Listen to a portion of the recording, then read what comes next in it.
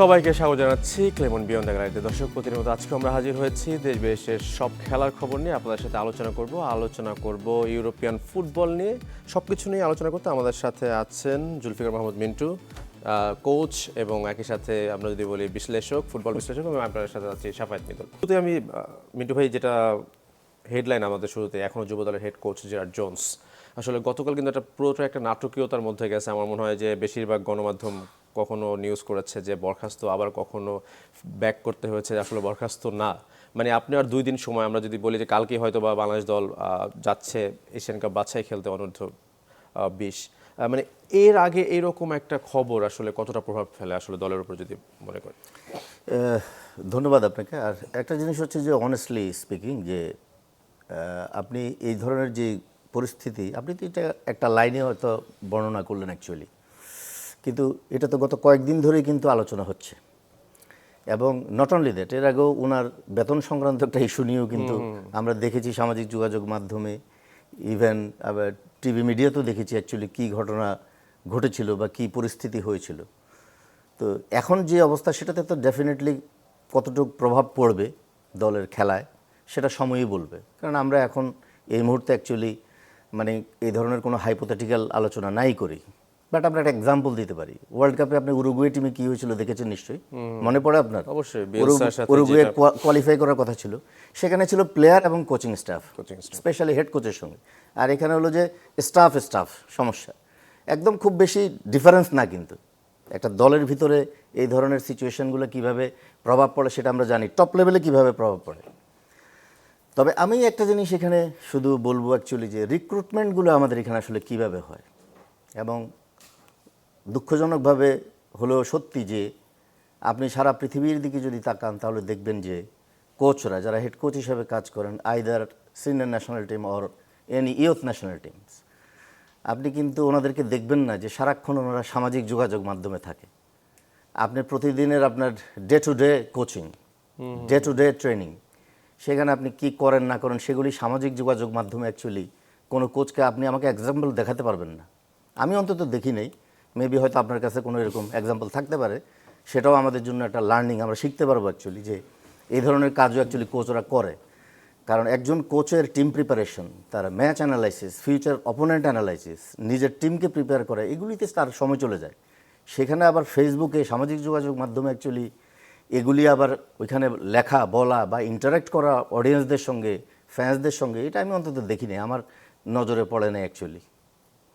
তো আমি জানি না অ্যাকচুয়ালি কীভাবে আমরা আসলে রিক্রুটমেন্টগুলো করি। কারণ আপনি দেখবেন সারা পৃথিবীতে যখন রিক্রুটমেন্ট হয়, সিভি দেয়, সেখানে কিন্তু রেফারেন্স থাকে। একজন কোচ যখন সিভি দেয় তার রেফারেন্স থাকে নিচে, যে রেফারেন্স অমুক অমুক অমুক। কেন দেয়? আপনি চাইলে তাদের সঙ্গে যোগাযোগ করতে পারেন যে আপনি কোচ হিসাবে কেমন, মানুষ হিসাবে কেমন, তাই না? অবশ্যই। তো আমি UEFA pro licence top class, কিন্তু আমি অ্যাজ এ হিউম্যান বিং আসলে ভালো না। আমি আমার কোচিং স্টাফের সঙ্গে ভালো রকম আসলে কোঅপারেট করতে পারি না, কারণ এটা তো একটা টোটাল টিম এফোর্ট। সবার সঙ্গে সবার একটা মানে আপনার কি বলবো কোহেশন থাকতে হয় অ্যাকচুয়ালি। এখানে আমার মনে হয় যে মানে তার সাথে আসলে ফুটবলারদের সাথে যে যোগাযোগের মাধ্যম, সেটাও কিন্তু আমাদের মানে দেশীয় যারা রয়েছেন বা তার অ্যাসিস্ট্যান্ট যারা রয়েছেন, তারাই মনে হয় আসলে যোগাযোগের মেইন মাধ্যম বা ভূমিকাটা পালন করে। এটা ধরেন এখানে আমাদের এখানে এক ধরনের অবস্থা কিন্তু তৈরি হয়ে গিয়েছে ইতোমধ্যে অ্যাকচুয়ালি, যে লোকাল প্লেয়ার্স বলেন কিংবা কোচ বলেন, তাদের প্রতি এক ধরনের বেরুফ, মানে আপনাকে আমি এটা কীভাবে বলবো, তাদের প্রতি আসলে কনফিডেন্সটা হারানো, এটা কিন্তু ফ্যানদের মধ্যে কিন্তু চলে এসেছে অ্যাকচুয়ালি। এবং এটা যে শুধুমাত্র, অনেকগুলো কারণও আছে কিন্তু এটার, অফকোর্স কিছু কিছু কারণ তো অবশ্যই আছে এখানে, যে এই কনফিডেন্সটা হারানোর পিছনে কিছু কারণ তো ডেফিনেটলি আছে অবশ্যই। বিকজ আমি যখন এখানে আপনার কথা বলছি আপনার টিভিতে, আমি কিন্তু ওভারঅল রিপ্রেজেন্ট করতেছি আমার কমিউনিটিকে, আমার কোচেস কমিউনিটি, এবং আমার former player, I was former player, তাহলে আমার কথা এবং আমার আপনার সঙ্গে ইন্টারাকশন, ইভেনচুয়ালি দ্য অডিয়েন্সদের সঙ্গে ইন্টারাকশন, সেটা থেকেই অ্যাকচুয়ালি অডিয়েন্সরা আইদার আমার প্রতি রেসপেক্ট অথবা আমার প্রতি রেসপেক্ট না দেখানো, এটা আসবেই আমার জব ডেসক্রিপশনের ভিতরে, if I M A head coach or if I M A assistant coach. তো এই জিনিসগুলো তো ডেফিনেটলি আমাদের নিজেদের ভুলের কারণেই কিন্তু অ্যাকচুয়ালি এরকম পরিবেশগুলো তৈরি হয়েছে। আবার অনেক সময় দেখা যাচ্ছে যে হয়তো এটা আপনি জেনারেলি এই জিনিসগুলোকে বলছেন, আসলে এটা সিন্ডিকেটের কথা আলোচনা হয় কিংবা মানে লোকালরা অনেক সময় ম্যানিপুলেট করার চেষ্টা করে। আসলে জিনিসগুলো ওইভাবে আমি দেখতে চাই না মোটেও, কিন্তু এটা এখন বাস্তবতা আমাদের সমাজে। হ্যাঁ, এতে হচ্ছে যে ভবিষ্যতে এমন একটা সিচুয়েশন হয়তো আসবে যে আমাদের অ্যাকচুয়ালি লোকাল যারাই থাকবে, আইদার প্লেয়ার অর কোচ, তাদের আসলে কাজ করার কোনো সুযোগই থাকবে না, অনেস্টলি স্পিকিং। আমার এইরকম কি না যে আসলে বিদেশি যারা কোচ হয়ে আসেন তারাও আসলে বাংলাদেশের যে ভাইব বা বাংলাদেশের যে মানে ফ্যানদের যে এক্সপেকটেশন সেটা আসলে আগেভাগেই তারা বুঝে আসে যে আসলে ফ্যানরা কি চায় আমরা সেইভাবে কাজ করি, এরকম কিছু কিনা? এটাও এক ধরনের হতে পারে, ইউ আর অ্যাবসলিউটলি কারেক্ট। কারণ আপনি যখন দেখেন যে এখানে ফ্যানদের একটা ইনফ্লুয়েন্স থাকে, তখন আপনি ডেফিনেটলি, এই যে আমি বললাম যে সামাজিক যোগাযোগ মাধ্যমে ইনভলভ থাকাটা ওনার, এটাও হচ্ছে যে ওই ফ্যানদের সে কগনিজেন্সে নেওয়া, যে তারা অ্যাকচুয়ালি নির্ধারণ করে যে আসলে এখানে কার সাকসেস কতটুকু বা কে কতদিন এখানে আসলে কাজ করতে পারবে। কারণ ফ্যানরা যদি না চায়, আইদার আপনি ক্লাবেও দেখেন, আমি যদি আমাদের দেশের ফ্যান বেস ক্লাবগুলোর কথা বলি, আবাহনী বা মোহামেডান ফ্যান বেস, আপনার তারা কিন্তু রেজাল্ট খারাপ হলে কিন্তু আপনার আইদার মানে পয়েন্ট আউটটা করার চেষ্টা করে আইদার কোচ আর প্লেয়ার, আপনাকে ওটা মানতেই হবে অ্যাকচুয়ালি। তো ফ্যানদের তো একটা ভূমিকা অবশ্যই থাকে, তো ডেফিনেটলি ওনারাও চিন্তা করে এগুলি আগে থেকে, ওনারা বুঝতে পারে যে অ্যাকচুয়ালি এদের সঙ্গে আমার ইন্টারাকশনটা খুব ভালো হওয়া জরুরি, এবং এদেরকে যদি কগনিজেন্সে রাখা যায় দেন হয়তো আমার কাজটা খুব সহজ হবে এখানে, যদিও এরকম হওয়াটা অ্যাকচুয়ালি উচিত না। কারণ every single person from our country, এটা ফ্যান হোক, players, coaching staff, who ever it is, we are only working for the interest of the Bangladesh and Bangladesh football, যেহেতু আমরা ফুটবলের লোক। সো এর বাইরে আর আমাদের কোনো গোল থাকতে পারবে না।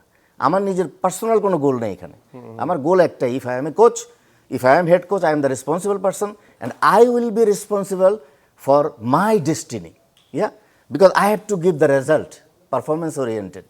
সো আমি যখন রেজাল্ট দিতে পারবো না, ডেফিনেটলি আমাকে এখান থেকে সরে যেতে হবে, এবং আমাদের প্রত্যেকের একটাই লক্ষ্য, to serve the country, to achieve hour গোল। এখানে আর অন্য কারো কোনো আপনার ব্যক্তিগত কোনো রকম স্বার্থ নেই এখানে। তো এটাই আমার কাছে যেটা মনে হচ্ছে যে রিক্রুটমেন্টগুলোতেও আমাদেরকে আরও সচেতন হওয়া উচিত। কারণ এর আগে মার্ক ওয়াক্সের ব্যাপারটাও একসময় আলোচনায় ছিল, ওনাকে নিয়েও বেশ আলোচনা হচ্ছিল। তো আমরা আসলে রিক্রুটমেন্টগুলোতে আরও বেশি মানে মনোযোগী হতে পারি কিনা, সেই জিনিসগুলো অ্যাকচুয়ালি আমাদের একটু মানে বিবেচনায় রাখা উচিত অ্যাকচুয়ালি, এবং একটা কোড অফ কন্ডাক্ট থাকে ডেফিনেটলি। আমি যদি একটা ক্লাবে কাজ করি, বিং এ হেড কোচ, কাজ করেছি আমি অতীতে, আমার একটা কোড অফ কন্ডাক্ট আছে। আমি কোনো কিছু এমন বলতে পারবো না মিডিয়াতে যেটা আমার ক্লাবের স্বার্থের পরিপন্থী যায়, অথবা আমি এমন কোনো কিছু বলতে পারবো না যেটা আমার মাদার অর্গানাইজেশন বাংলাদেশ ফুটবল ফেডারেশনের স্বার্থের পরিপন্থী, এমন কিছু আমি বলতে পারবো না। ডেফিনেটলি দেন ফেডারেশন আমাকে শোকজ করবে যে কেন আপনি সেটা বললেন। তো আমি যখন একটা ন্যাশনাল টিমের দায়িত্ব থাকবো, আমি এমন কিছু করব না যেটাতে আলটিমেটলি আমার দেশের ভাবমূর্তি কোনো না কোনোভাবে নষ্ট হয়। You can not do this things. Mithu ভাই, আপনারা কি আসলে এইবারে যে দলটা আসলে অনূর্ধ্ব বিশ্বের যে দলটা, তাদের সাথে বা তাদের ফুটবলারদের আপনার সাথে কোনো পরিচয় বা এরকম জানাশোনা আছে কিনা যে এইবার দলটা নিয়ে আপনি কতটা প্রত্যাশা করছেন, কি মনে হয়? অ্যাকচুয়ালি আমি লাস্ট 2 ইয়ার্স কোথাও কাজ করছি না।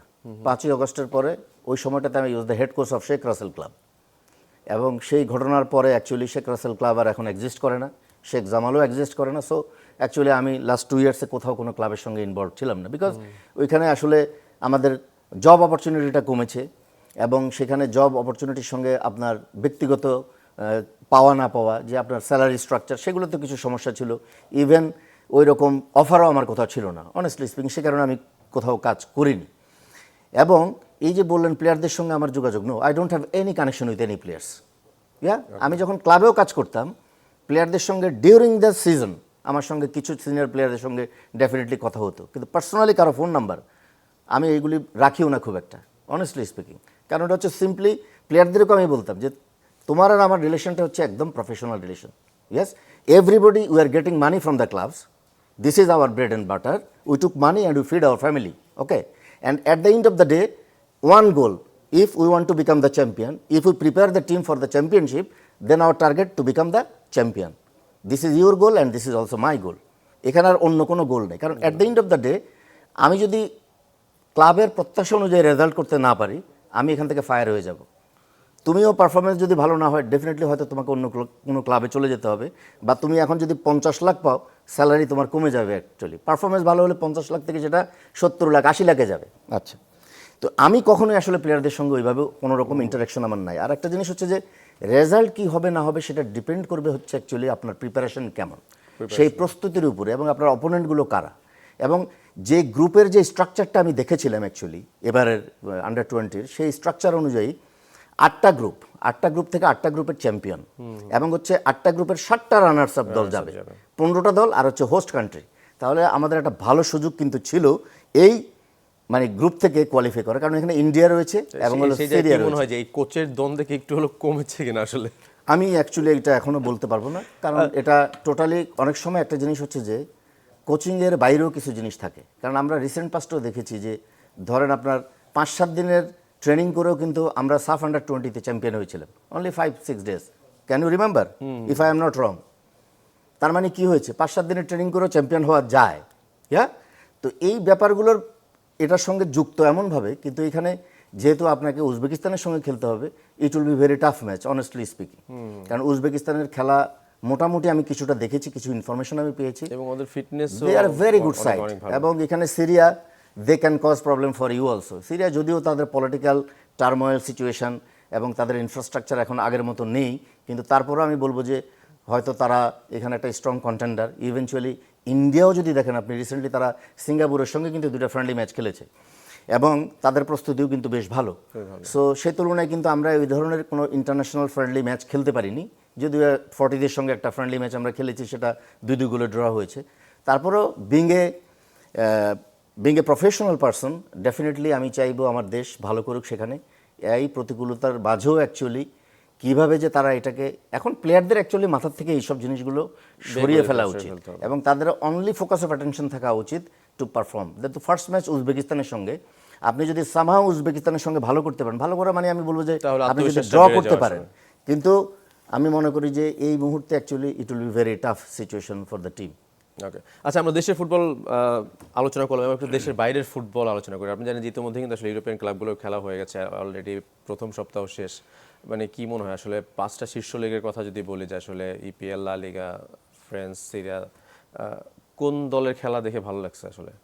এখানে মাত্র শুরু হয়েছে, অ্যাকচুয়ালি বুন্দেসলিগা কিন্তু এখনো শুরুই হয়নি। হ্যাঁ, বুন্দেসলিগা এখনো শুরু হয়নি। তো আপনি যদি দেখেন মোটামুটি ইংলিশ প্রিমিয়ার লিগেই যদি দেখি আমরা, চ্যাম্পিয়ন এবং runners up team Manchester city এবং আর্সেনাল, তারা কিন্তু ভালোই স্টার্ট করেছে, যদিও সিটি কিছুটা স্ট্রাগল করেছে অ্যাকচুয়ালি। তারপরেও আমি বলবো যে quite okay, but Manchester United actually মানে নবাগত প্রমোটেড টিম হাল সিটির সঙ্গে 2-0 গোলে হেরেছে। ইভেন লিভারপুলের কথা যদি বলি, লিভারপুলের দীর্ঘদিন মানে বেশ কিছুদিন আর্নে স্লট ছিলেন, এখন নতুন ম্যানেজার এসেছেন এবং নিউক্যাসলের সঙ্গে 2-2 গোলে ড্র করেছে।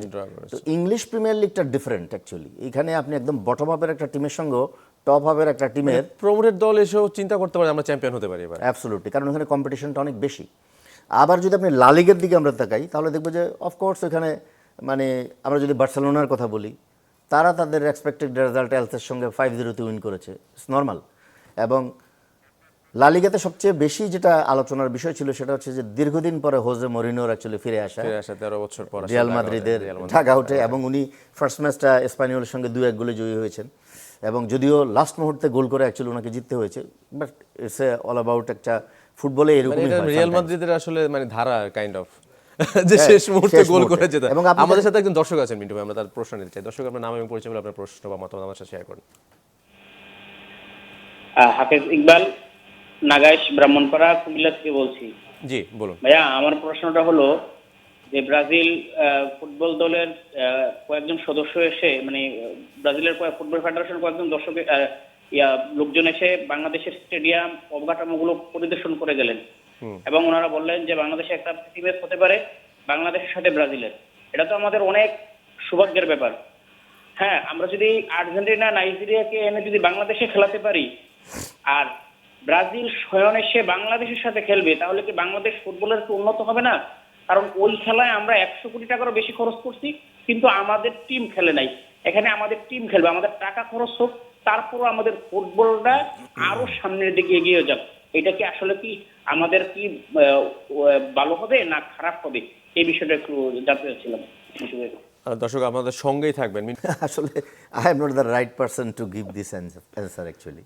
হ্যাঁ, আর্জেন্টিনার সঙ্গে নাইজেরিয়ার ম্যাচটা আমি নিজেও দেখেছিলাম মাঠে, এবং এখনকার যে পরিস্থিতি সেটা আমি অ্যাকচুয়ালি জানিও না এটা কি হচ্ছে না হচ্ছে, কারণ আমার কাছে ওই ধরনের কোনো ইনফরমেশন নেই। ইতিমধ্যে মানে ক্রীড়া প্রতিমন্ত্রী বলে দিচ্ছেন আসলে সরকার থেকে আসলে অর্থ খরচ করে আসলে কোনো সম্ভব নয়, যদি পৃষ্ঠপোষকের মাধ্যমে এই খেলাটা অ্যারেঞ্জ করতে হবে তারা হয়তো বা সার্বিক সহযোগিতা করবে। হ্যাঁ, এটা আপনি যদি দেখেন একটু আর্জেন্টিনা এবং ওই নাইজেরিয়ার ম্যাচটার কথা, সেখানে অ্যাকচুয়ালি আমাদের ইমিডিয়েট পাস্ট প্রেসিডেন্ট যিনি ছিলেন কাজী সালাউদ্দিন সাহেব, উনি এবং he has a very good relation with mister Salman F Rahman, যিনি তখন অ্যাকচুয়ালি দায়িত্বে ছিলেন। তো ওনারাই অ্যাকচুয়ালি বেক্সিমকোর থ্রুতে এই জিনিসগুলোকে আসলে প্যাট্রোনাইজ করতে পেরেছিল। তো এখানে যেটা মাননীয় যুব ক্রীড়া প্রতিমন্ত্রী মহোদয়ের কথা আপনি বললেন, উনি তো যথার্থই বলেছেন অ্যাকচুয়ালি। আপনি যদি আমাদের কনটেক্সটে এখন আমাদের ইকোনমিক অবস্থা দেখেন দেশের, আমাদের ইলেকট্রিসিটি গ্যাস যে ক্রাইসিস মোমেন্ট আমরা অ্যাকচুয়ালি পার করছি, সো এই মুহূর্তে তো অ্যাকচুয়ালি উনি যেটা বললেন যে সরকারের পক্ষে আসলে এত টাকা এটার পিছনে খরচ করার মতো অবস্থা সরকারের নেই, ইটস ট্রু, আপনাকে তো এটা বুঝতে হবে। এবং যদি যেটা বললেন যে যদি ওরকম স্পন্সর থাকে, ডেফিনেটলি ফেডারেশন যদি সেগুলো ইনিশিয়েটিভ করতে পারে, ইনিশিয়েট নিতে পারে সেগুলিতে, তাহলে ডেফিনেটলি আপনার মানে এটা অ্যারেঞ্জ করা সম্ভব। জাস্ট জানার কথা হচ্ছে যে এটা যদি বাংলাদেশ ব্রাজিলের সাথে খেলেছে আত্মবিশ্বাসটা আসলে বাড়বে কিনা। এখানে একটা জিনিস আমি আপনাকে অনেস্টলি বলি, এটা আপনি নিজেও সাংবাদিকতা করেন এবং আপনি নিজেও জানেন, আমাদের দর্শকরাও হয়তো অনেক কিছু জানে, আবার অনেক সময় না জেনেও না জানার ভান করে। ব্রাজিলের ওয়ার্ল্ড কাপের যে স্কোয়াডটা, সেই স্কোয়াডটা যদি বাংলাদেশের সঙ্গে খেলে কয়টা গোল হইতে পারে হাইপোথেটিক্যালি? আমি ধরে নিলাম 5-6টা খাইতে পারি আমরা। এই 5-6টা খাইলাম, হারলাম, এটা স্বাভাবিক। কিন্তু এই 5-6টা খাওয়া কিংবা এই ব্রাজিলের সঙ্গে খেলা, এতে আপনার কি বেনিফিট হতে পারে? একটা বেনিফিট হতে পারে যে ডেফিনেটলি আমি ব্রাজিলের মতো দলের সঙ্গে খেলেছি, এবং আপনি বুঝতে পারবেন অ্যাকচুয়ালি ওইখানে যে আপনার স্ট্যান্ডার্ডটা কি ইন্ডিভিজুয়াল প্লেয়ার হিসেবে, আমার স্ট্যান্ডার্ডটা কি, আর ওইখানে ম্যাথিয়াস কুনার স্ট্যান্ডার্ডটা কি, বা আপনার যদি আমরা মানে ভিনিসিয়াস জুনিয়রের স্ট্যান্ডার্ডের কথা বলি, আমাদের যারা লোকাল উইঙ্গার রয়েছেন বা অরিজিন প্লেয়ার রয়েছেন, তাদের স্ট্যান্ডার্ডটা বুঝতে পারবেন এখানে। এটা হচ্ছে একটা ইভ্যালুয়েট করার বিষয়। কিন্তু আপনি যে হারবেন এটা তো ডেফিনেট।